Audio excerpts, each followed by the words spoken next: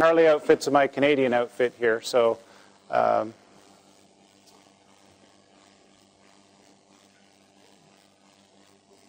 imagine the sport out here is more, say, cricket than hockey, ice hockey. I'm just guessing, but anyways. So welcome to part 2 of my 5-part series on SharePoint here on web part development. For those of you who weren't with me, SharePoint is the product that you guys want to specialize in, trust me. The demand for SharePoint people and resources is phenomenal because, again, this is the best-selling Microsoft product ever. Ever. More than Windows 95, more than any version of Office. This is the fastest-selling product. Therefore, the demand for everything from training to developers to just people who can install and configure this is enormous and way behind. Microsoft didn't expect this at all. So I'm here to teach you a little bit about doing some SharePoint development. You're taking my water, Todd? Oh, come on. No, I'm just kidding. It's yours water. No, thank you. So again, thank you for putting me up on billboards around Bangalore. That was like really cool. Unfortunately, you took them down before I got here because I wanted to have my picture beside one, but that's okay. Yes, I do hold my certifications in SharePoint. I highly encourage them, by the way. I'm a big believer in what certifications can do for you in your career. So if you want to come to me afterwards and talk to me about how do I get my certifications for these SharePoint administration and development, let me know. So the one thing I do is I instruct a course from tedpattison.net called The Great SharePoint Adventure. It's the only course. Trust me, I've looked everywhere. It's the only course on SharePoint development that exists. It's a hardcore 5-day boot camp style type course. And part of the information that you're getting here from me at the conference is little bits and pieces of this courseware on how to develop SharePoint customizations using Visual Studio and how to deploy those customizations within the SharePoint environment. Web parts is a big part of what SharePoint does in terms of its portal pages. So what are we going to look at here? Well, I want to understand what web parts are, first of all, with a definition.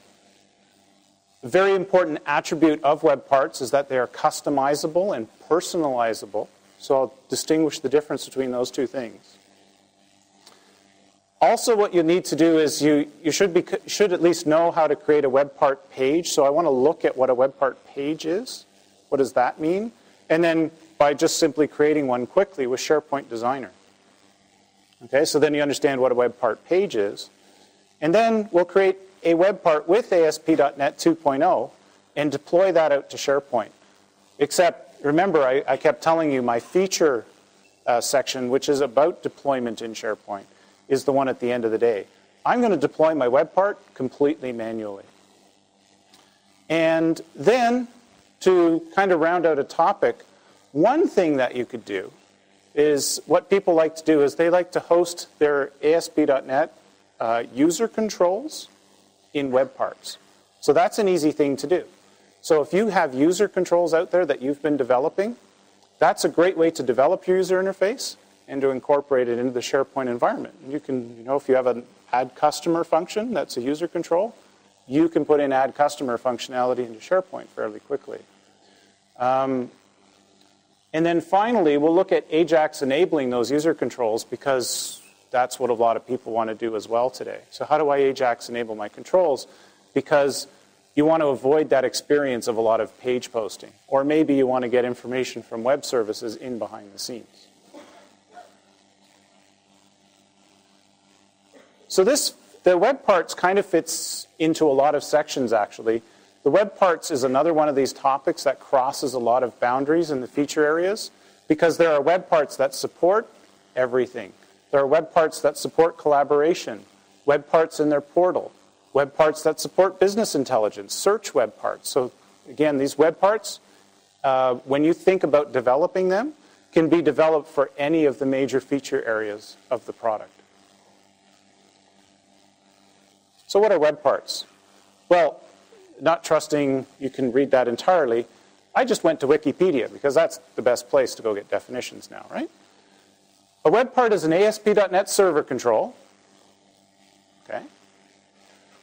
that's added to a web part zone on a web part page.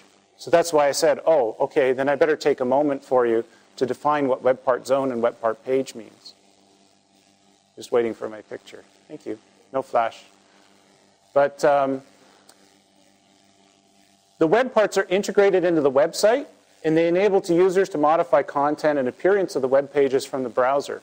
So a big part of the story of SharePoint, the customizations that you should be doing, are ones that allow the user to be self-sufficient and be in control of their portal design or their website design. And web parts are a big part of doing that. The web parts controls a set group of components that work together to enable developers to create web pages where the user can modify the interface. So see, that's the key, user enablement. They're customizable by a site administrator and personalizable by the user.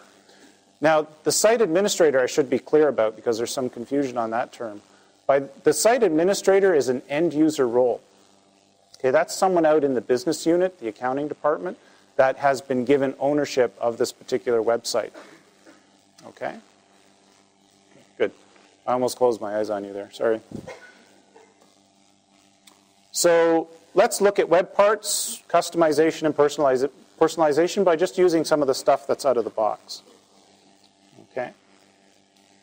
So I'm going to head into my MOS environment here to my website. So let me close those. Open one. So here I have actually some web parts configured on this page. So I'll remove them for a minute. I'll remove some of them, and then I'll go back towards adding them. So just give me a moment here. I'll delete that. I'm going to delete this. And I'm going to delete this. Okay.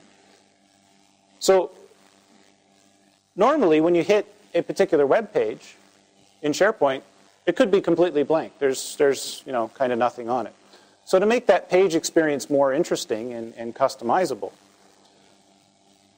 this site has a lot of stuff in it. It has document libraries, contact lists, task lists, calendars. It has a lot of stuff out of the box here. So I got some tasks defined here. I got some documents, libraries, sales leads. I got a lot of stuff here. So typically what you want to do is you want to highlight information on your home page, and that's what web parts help you do as well. So if I go in to edit the page, so by the way, when I go in to edit the page, that's me, the site designer / administrator. Only a designer or an administrator has the capability to actually change the web pages in the site that are permanent changes. So part of the thing I can do is I can put this into edit mode, and you'll notice that these things called web part zones appear on the page. And any page can have one or more web part zones.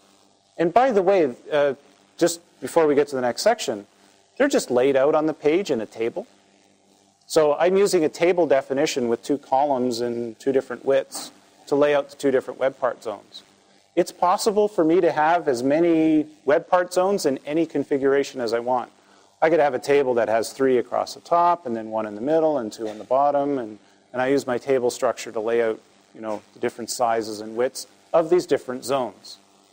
And then to each zone, I can add 1 or more web parts. Okay? And they're named up there. They're named left and right.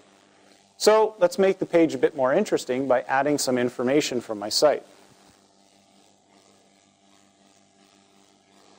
So one thing that I can automatically add is any of my lists and libraries. I can automatically add it as web parts. So I'll add my customers. I'll add my contacts. I'll add my sales leads. Okay. And by the way, so a takeaway is, I'll just scroll down here, but there's tons and tons of out-of-the-box web parts. Remember, for each area of the product, there's a whole section here on search, for example. Okay, so there's tons and tons and tons of web parts that already come out of the box and are very powerful, very configurable, and lets you do lots of things already out of the box with SharePoint. But of course, we're here because we want to develop our own web parts, correct? So I'm going to add just a couple of the basic ones there, again, just to make the page a little more interesting. This one here was an image web part. And what you can do is on any of these, the administrator can modify what's called the shared web part properties. Shared web part just means global. Okay, so if I, the site administrator, decide to change the image that's showing here, and I don't want to because I think it's such a great image, right? So they do that through the properties on the right-hand side there, okay? So they'll go in, they'll configure some properties about the image, or maybe the appearance, or the size, or the color, or the background, or the style sheet, or something like that. And they'll click OK here. So this is the site administrator customizing the home page. Okay, then finally they'll exit the edit mode. And so now any user who logs into this portal will see this home page this way. But maybe that's not appropriate for you, or you want to kind of change it around a little bit.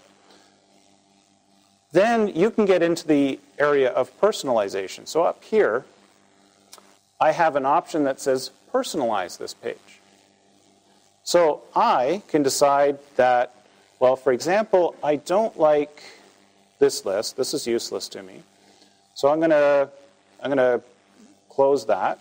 I'm going to, maybe I want my contacts over here. So I can drag and drop between these web zones, and I want the image over here. So I can drag and drop. I can rearrange. I can add more web parts. I could add a couple more. And now the page is my own. It's more relevant to me. And I can go ahead and I can set some of the properties too. So for example, again, modify my web part. That's personalization. I could change the image for this, and it would just be for me. So I'd have a different image on the home page.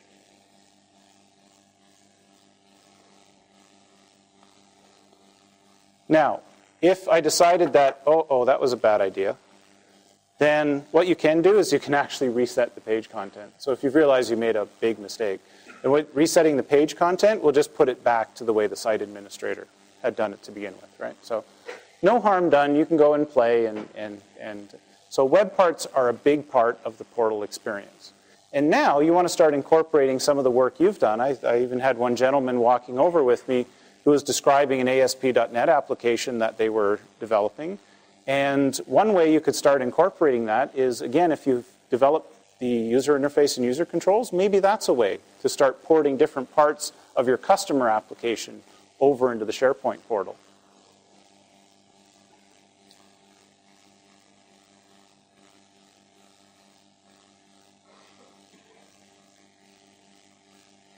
Okay, so again, in case you weren't at the last one, what I did with the slides is, because I assume you don't have access to a SharePoint environment. Maybe you do, maybe you don't. If you do, that's good.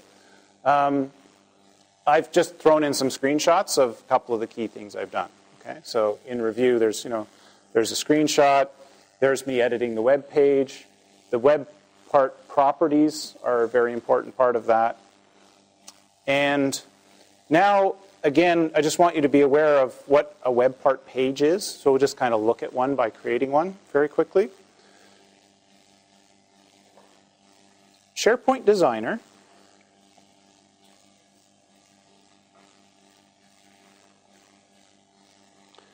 SharePoint Designer is the new, like I said before, it's kind of the new front page. So just let me make sure that this is refreshed here.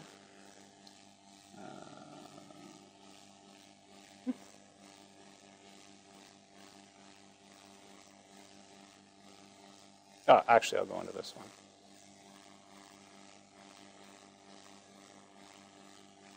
But SharePoint Designer, again, has the dual purpose that it's a website editor, but specifically, it's a website editor for SharePoint sites. Okay, so it's a web tool, so you get to program things in HTML and cascading style sheets. But two important concepts are it only works against SharePoint sites, because they reside in SQL Server content databases. And number two, this tool completely understands ASP.NET 2.0 master pages, upon which the architecture of websites in SharePoint is based. So two very important attributes of that tool.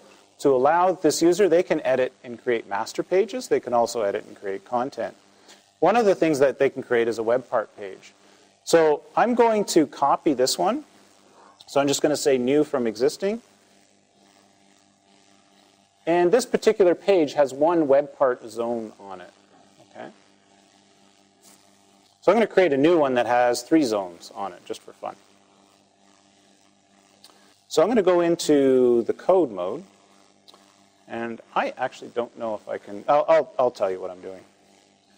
But I'm going to head down to the part here, which is my table of web parts. Just one sec here.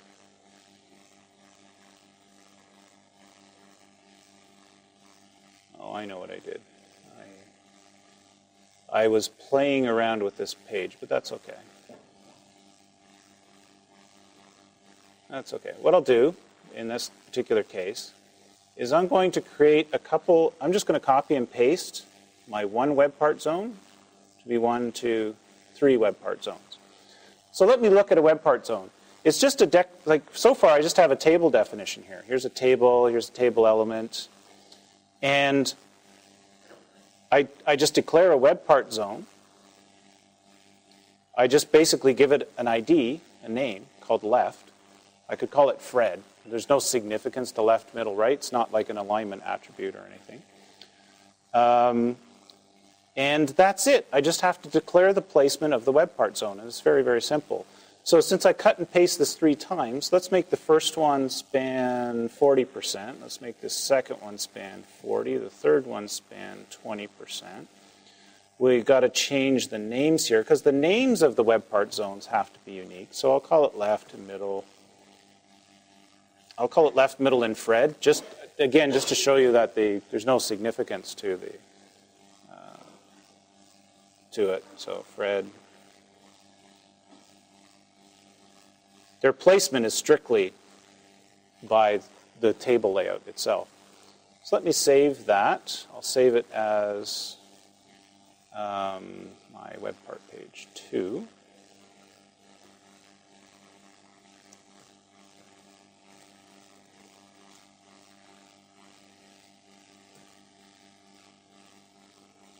So I'm saving it as my web part page 2. So again, I've just created a new web page in this SharePoint site. Okay, my web part page 2. So having created it, I can navigate to it. Here's a link. By the way, I could modify the links as well. So on my original one, the one that I was originally playing with, I created a link to that one. I'll start with that. So I can create a link to it. And this web page started out as a single web part zone. So what I wanted to do is create a new page that had 3 web part zones on it in that particular 40-40-20 ratio. So I just copied the page in SharePoint Designer, edited the table attributes, just HTML. And if I navigate to my new page, which is number 2,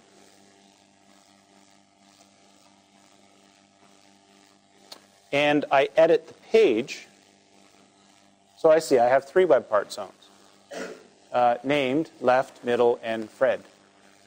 Okay, so again, no significance to the names. And so I can add web parts, 1 or more. It's not just 1. I could add 1 or more into a particular zone and use it to help lay out my page here. So I'll put my contacts there. So, and I'll add one here just for fun too. What did I add library? I don't know. Okay. So very, very easy for the SharePoint Designer to create new layouts for these web part pages using the SharePoint Designer tool, and they can be put to immediate use.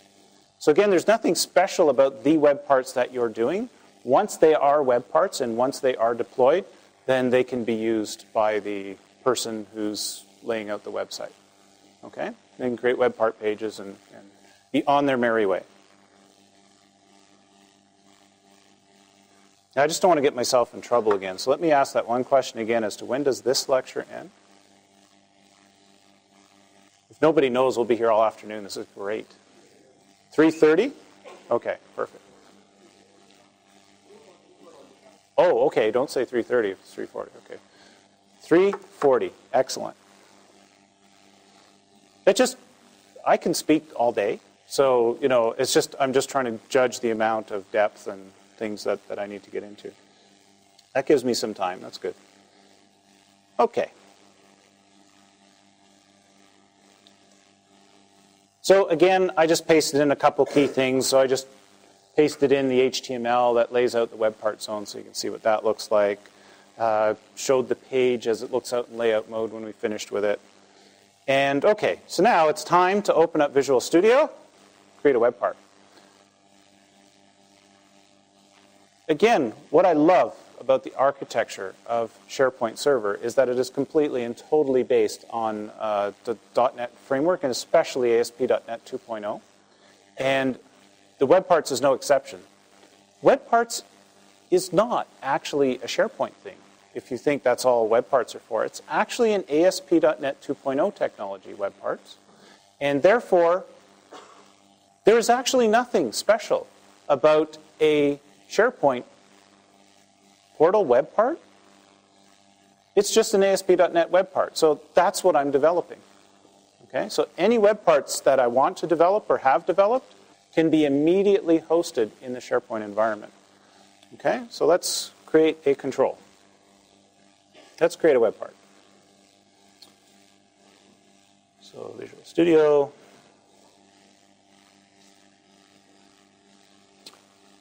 File, new. Okay, for the developers in the audience,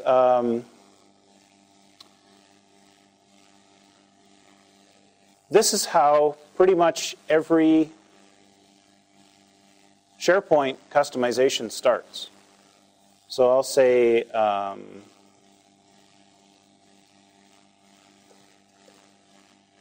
say hello to Bangalore as a class library name.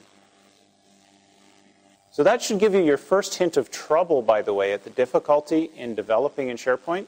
You're developing stuff that's targeted for a web application environment in a class library project. Yep, the fun begins there. It doesn't get any better either. So anyways, we'll start out with the web part here. So the web part stuff, I just need, in my class library project, I need a reference to system.web.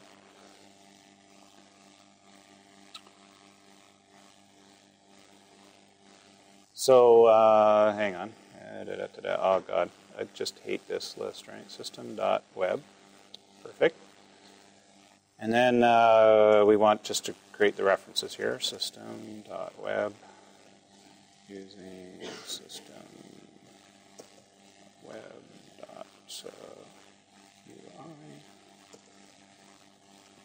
using system. Is the code big enough? Okay. That I have more control over. Web controls using system.web.ui.webcontrols.webparts. No, not adapters. Web parts. Okay. So that's kind of all the namespace stuff that I need for web parts. So all I have to do is name a class now called, I don't know, hello, and inherit from web part. And that's it. Got myself a web part. So it's really easy to build web parts. Now, web parts are going to have properties, things I can set, personalize, and customize about that web part. They're just properties. So I can just set up a couple of properties here. I'll set up a string called, we'll feed in your name. And I'll make that name. And we'll put in a city. So just a couple of basic properties. City. Putting in a property for name, property for city.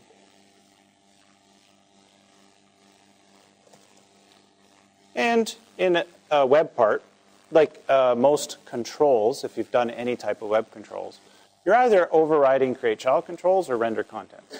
So I'm going to override render contents in this particular case. Sorry, public override render contents. Okay. The render contents just means that as my web part displays, I'm going to want to put something there, right? Some content. So I'll just write the content to the output. So writer.write. Okay. So we just want to write out our properties. Your name is plus underscore name. Writer.write. It's HTML. So paragraph. You live in plus city. Okay, so that looks pretty good.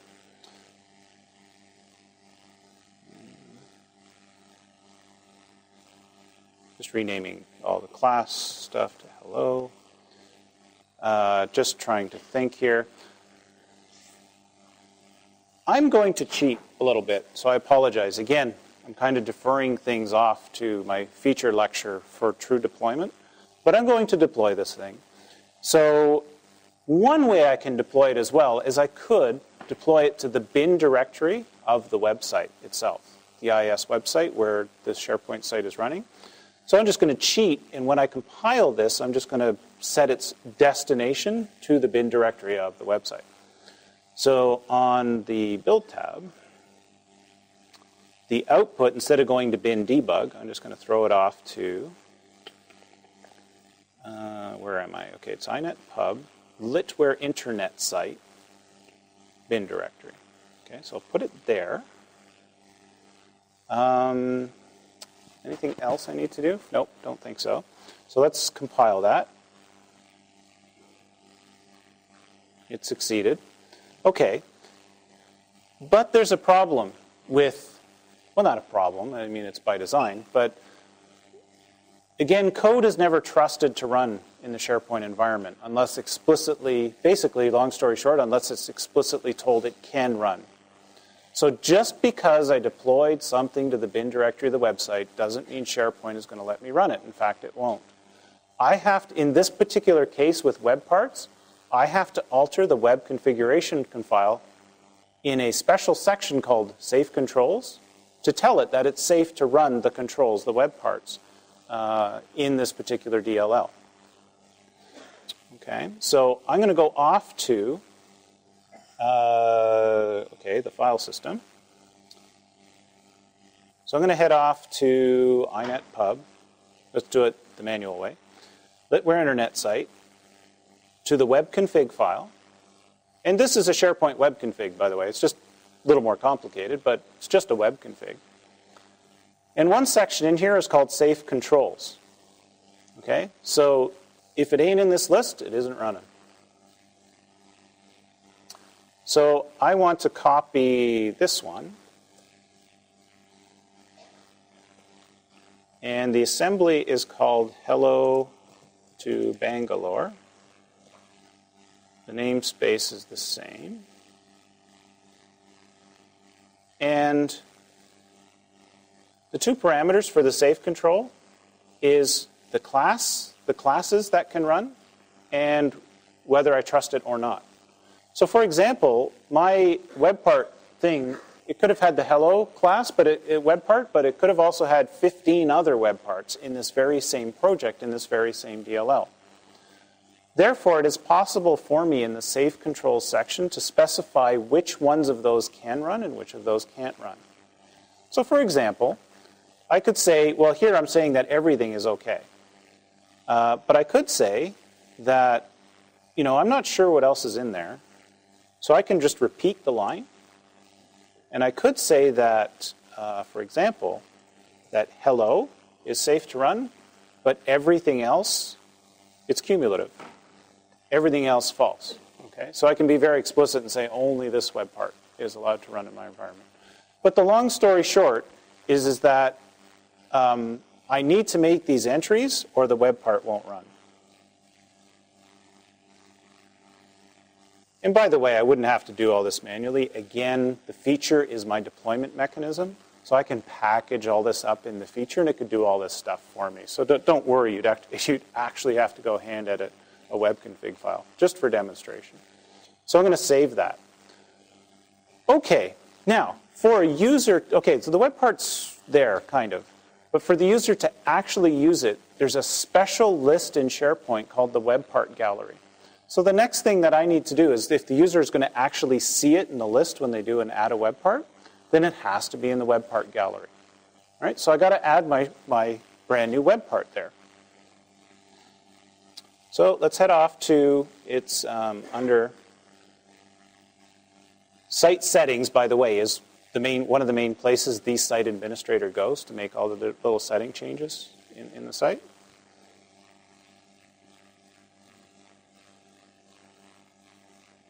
Why would this be slow? Oh, I changed the web config, right? This is an ASP.NET 2.0 site. It flushes the application pool. So I was waiting for it to restart, basically. Okay, so under galleries is a web part gallery. Shows me all the web parts that are there. Now, interestingly enough, by the way, when they redid SharePoint, they didn't change all of the old web parts from version 2, the DWP files. If you developed any web parts for SharePoint Server 2003, they probably will be okay. You can just import them and run them. Of course, if you want to change them or modify them, you'd have to do them the old way. You can't do them the ASP.NET 2.0 web part way. It was a special way to do web parts in 2003. But you don't have to change them to ASP.NET. You can still import them and work.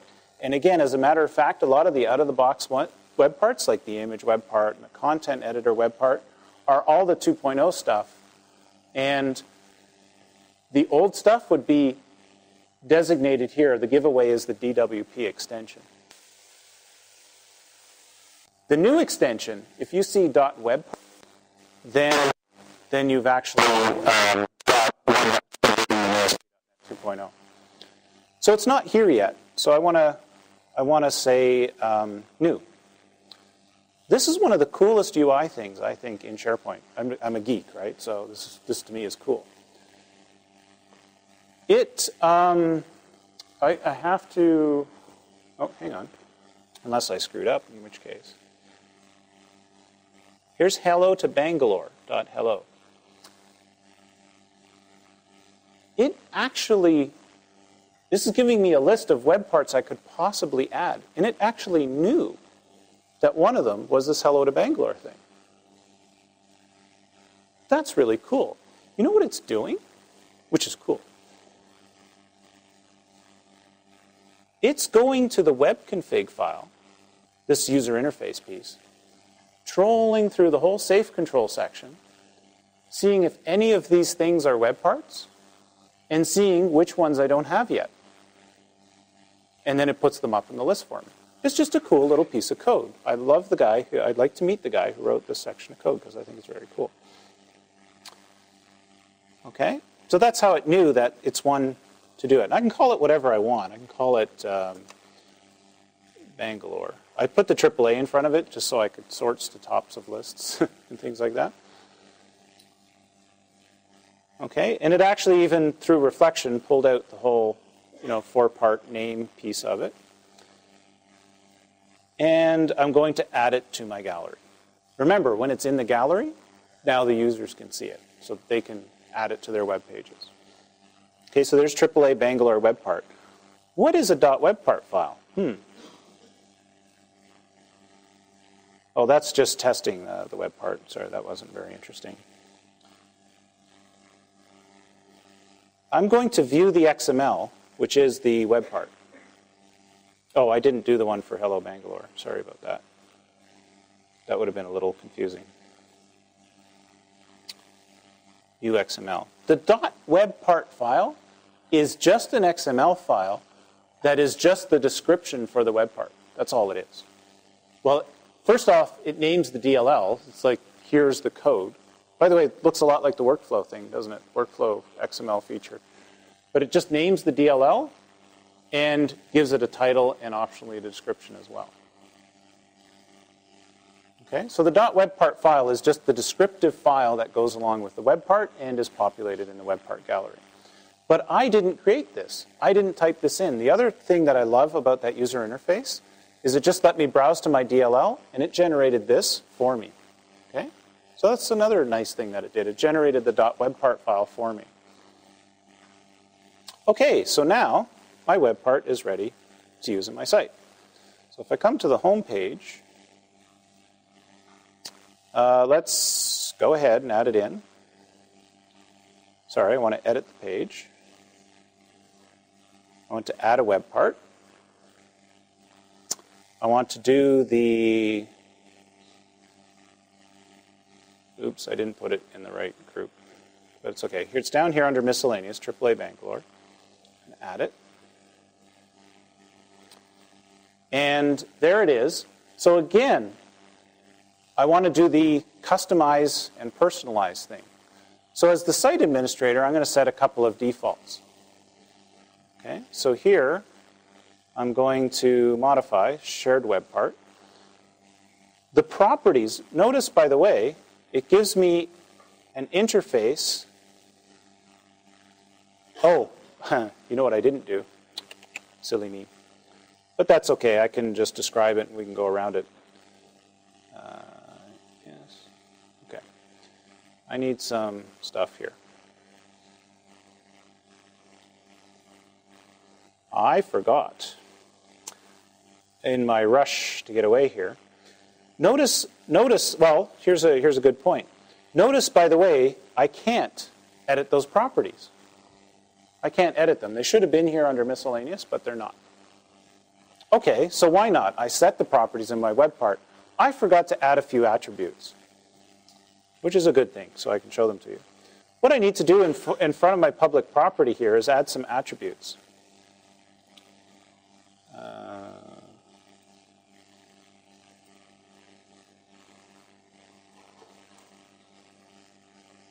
I was just trying to line everything up here. It's turning out to be a little more trouble than it's worth, but I'm a neat freak when it comes to my coding, so I'm going to copy this. So I have to, above there, decorate it with these attributes, and I'll leave that one alone. That city's fine. Add your name. So I added some attributes above my properties. The first one, and the reason it didn't show up for me, was that it needed to be web browsable. If I want the user to be able to change the value, then I need to set that next property called personalizable. And then I add sort of a name and a description for that thing. And you'll see where those will show up in just a minute. So I don't know, if I go to rebuild this, since it's in the directory, I'm just going to take a shot, one quick shot, at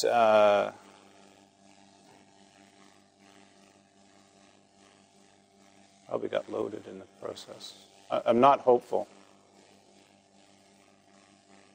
No, you know what? I'd have to restart the process, which isn't worth it.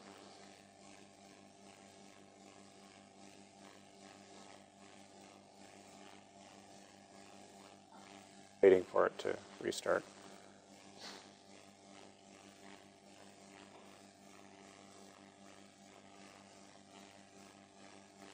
Oh, the joys of virtual PC, for those of you who are using it. Times it can be okay, and other times it can be atrociously slow. So. Oh well.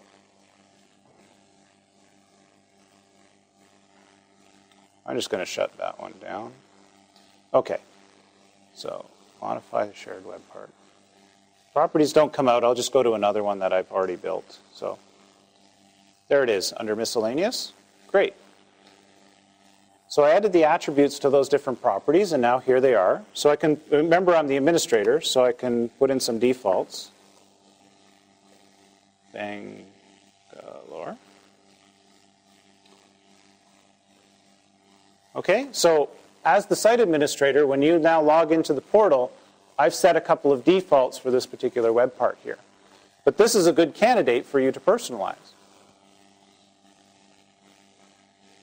So I'll come in here and I'll say personalize. I can modify my web part, and I just need something else. You need the support of a catalog, which is basically a listing of web parts. But that is my web part gallery. So SharePoint gives me that. And then when I go to add the web part to the page, the selection of web parts is kind of another catalog for me.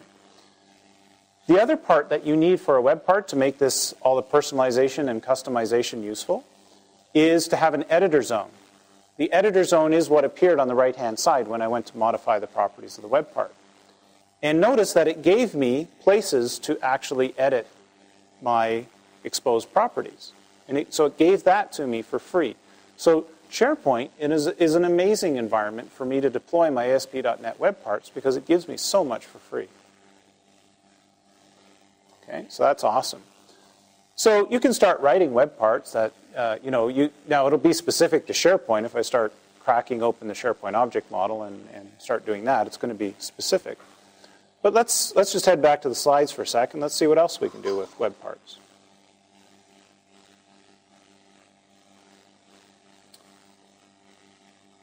So here, again, I was just to throw it out on the slides, I was just showing you here again a property with the 4 important attributes that I need to expose that into the SharePoint environment so I can actually make the changes. On the bottom there, I'm just showing you that the entries, oops, you might want to make that up in notes. I forgot to mention, I meant to put a little box here that said this is in the web config file of the SharePoint site, right?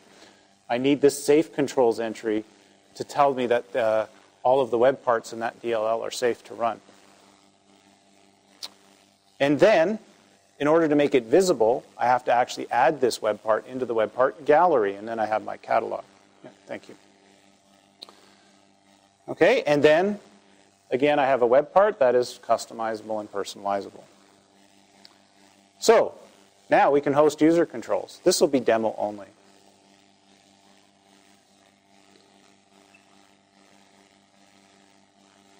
So I'll show you. Let's go to my web part page, I guess.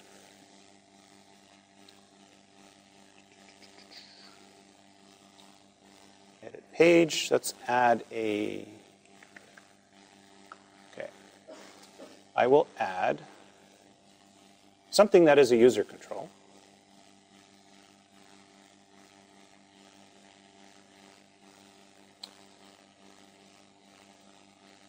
Let's see. This one will do. Okay, it's not the world's greatest user control. It is a user control. It is an ASCX file. But it is also, as you saw, a web part. And of course, it just adds a couple numbers together. Now, do I have that project up? More user control web parts. So what I can do is you can just take your web parts. I'm just double-clicking on an ASCX file here, just to show you that, by the way, that's just an ASCX file in my project. I'm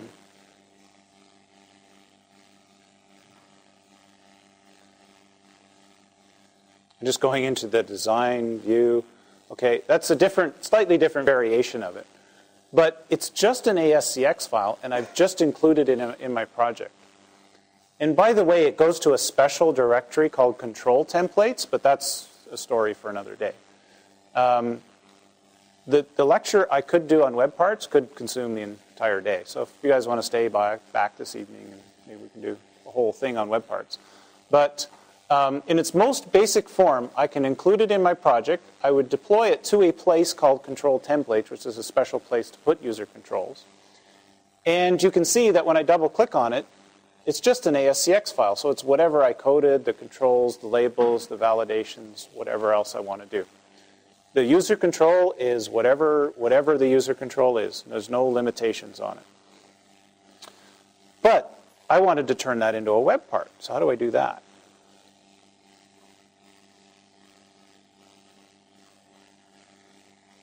You may have already heard of this. It's not I'm not going to make any dramatic revelations here to you today.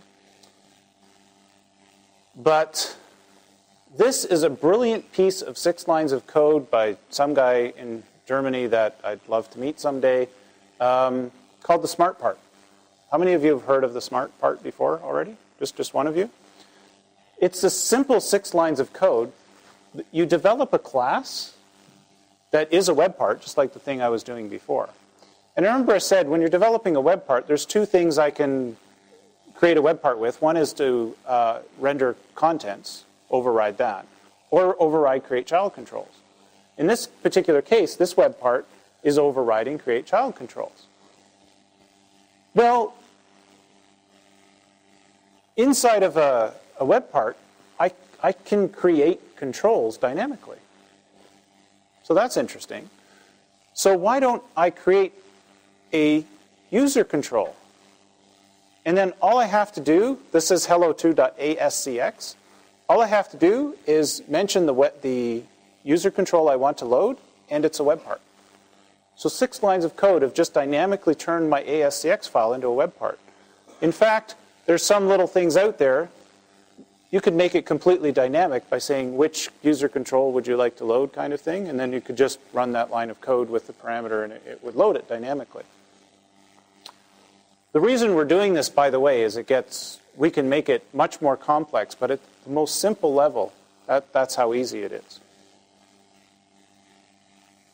I just wanted to show you, we can start here. It's a good start. And where we can go is, well, one problem with this, like anything else, is that if I hit add numbers, if you watch carefully on the bottom, the page has posted, right? So, we want to use the Ajax technology. As of Service Pack 1, the Ajax support is in SharePoint now. So, for example, if I had more time, I could fire up a web application, and it's just something called an update panel. If you go to the ASP.NET website, www.asp.net, the Ajax section, you can download the Ajax control toolkit and all the extensions and stuff. And it provides to you in Visual Studio something called an update panel. It's just like a panel in anything you can think of, a Windows form or whatever. And on the panel, you place the controls. On the panel, you place the controls. If you place the controls on this panel, the page won't post anymore. That's it. That's how simple it is to do Ajax. So, again, I wish I had time to maybe do a quick Ajax demo. But, so what I can do is I'll edit the page and get rid of this version of this web part. So I'll delete that one. There's another version that's Ajax enabled. Then I'll show you how it was done.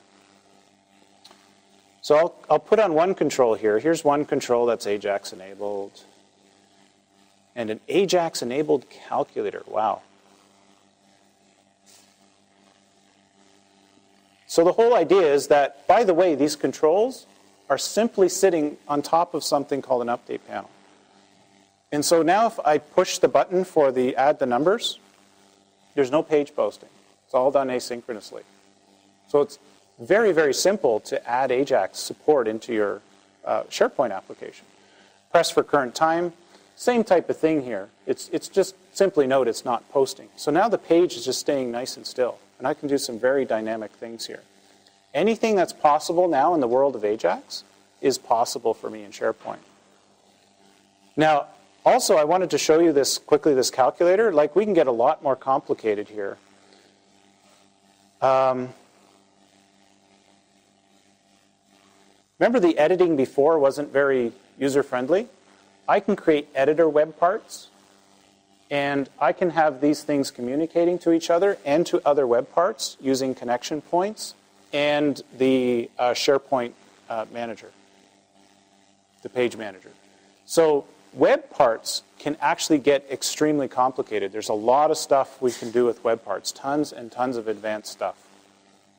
Encourage you to maybe come on over, or have me come over and do the great SharePoint adventure for you guys sometime, so I could show you all about that. Okay? So we can start very simply by hosting the user control in a smart part, and that's a good way to start. And then we can make our web part very advanced with incorporating some very advanced web part techniques and features. But I'll finish by just showing you how we simply Ajax enabled that part.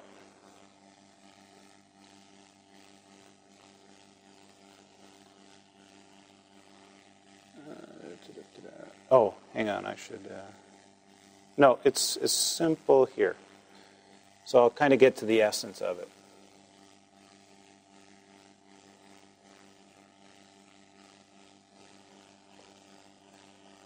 On Create Child Controls, Ensure Script Manager is just a function that adds the Script Manager control to the page. Okay, so I need to add a Script Manager. I need to add an Update Panel, so I add an Update Panel control. And then I do my smart part thing, loading the ASCX file. So I literally, it's the same smart part code here, loading the user control. But now literally, it's inside an Update Panel. And voila, it's Ajax enabled. And the web part won't post anymore. Just simple as that. So I encourage you to get into Ajax and go through some tutorials on just using the Update Panel. And you can incorporate that into your web part development exceptionally simply. It's that simple. And then again, from here, we can get much more complicated on using tons and tons of advanced web part features. Okay? So I just finish up there with the slides. And actually, I'm finished with my slides. So again, just put some stuff up on the pages for you. Some of the key points in code. Ajax enabling. So I just showed you the Ajax enabled smart part here. Okay. Service Pack 1 supports Ajax. And thank you. Again, I really value the feedback forms for you to fill them out. Remember, 9 is that highest rating that I would certainly appreciate from all of you. What I'd like to give away this session is, it's a towel actually, it's not the flag. So I've already picked out a random person in the audience, and I just like to present them with this as a token of my appreciation. And so I'll quickly do that. So this time, I'm going way up in the back. Come out here. Enjoy the conference. So thank you very much. And I can take a couple of questions now. Do I have any time left? No? Yes? Come on up if you got questions, okay? No, come on up. If you got questions, come on up. Okay. No, they're out of time, so... Oh, we're on a break? Well, it's only 10 minutes, though. So, no, seriously, if you got questions, come on up, and I'll answer them for you. Okay. What's that? How can I consume web services in SharePoint? Through Ajax. There's a simple little tutorial for you to call a web service from Ajax, the update panel. And so I can use that to consume any web services. That's one way to do it, through web parts. So there's just some little tutorial code that will show you how to call a web service using Ajax. And it will do it asynchronously in the background. Yep. After I have added the part to the SharePoint, I modified the record. Is that modification will be directly reflected in the SharePoint portal?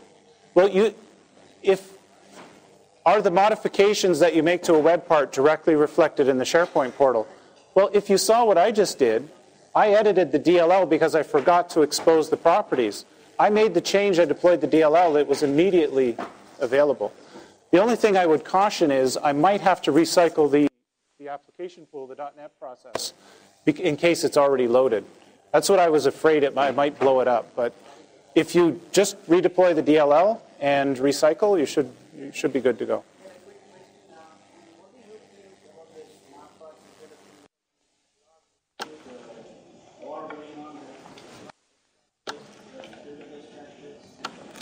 Well, as I said, it's a good start, but that's not all there is to web parts. So I would disagree that just because you host a user controller in a web part that it is a web part.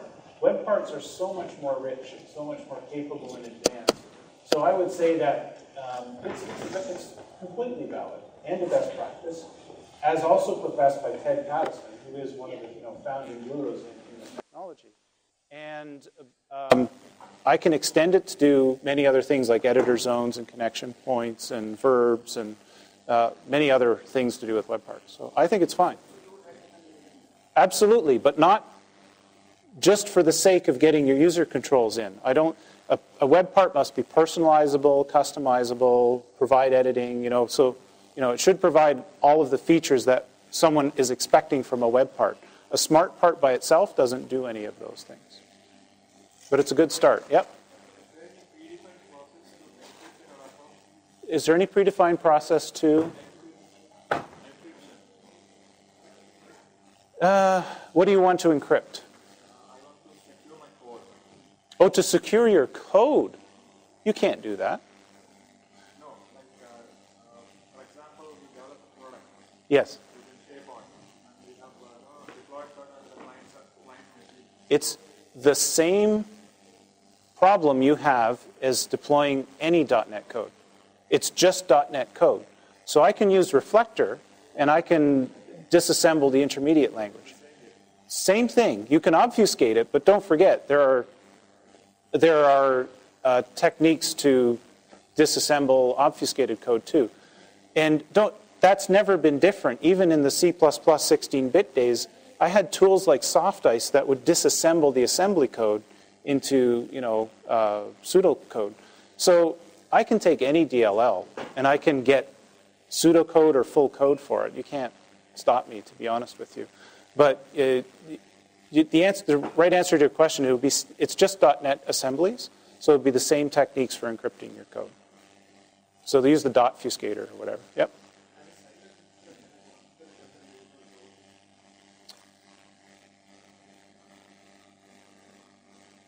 Can you configure the properties?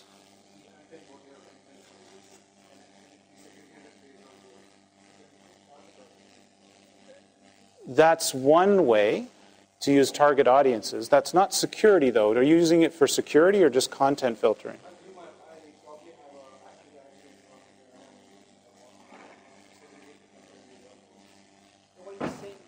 But is it a security mechanism, or is it just filtering, targeting?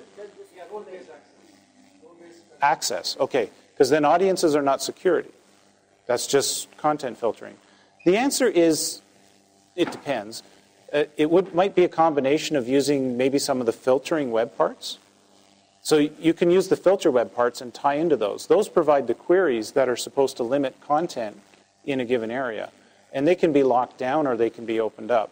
Secondly, just get right down to the C# code and I can do whatever I want. Right? I can start programming in roles or querying Active Directory or the user profile.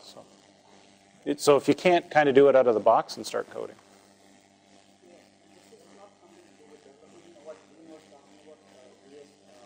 Not development. What?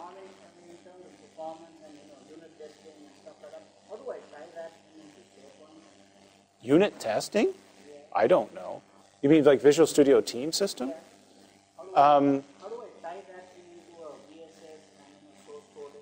Well, SourceSafe is fine. I mean, those are just solution files, and so because most of it is DLLs, most of the testing instrumentation should be okay. But in terms of testing the user interface, you'd have to go outside, like a scripting tool or something like that. Oh, certification. Oh, yeah.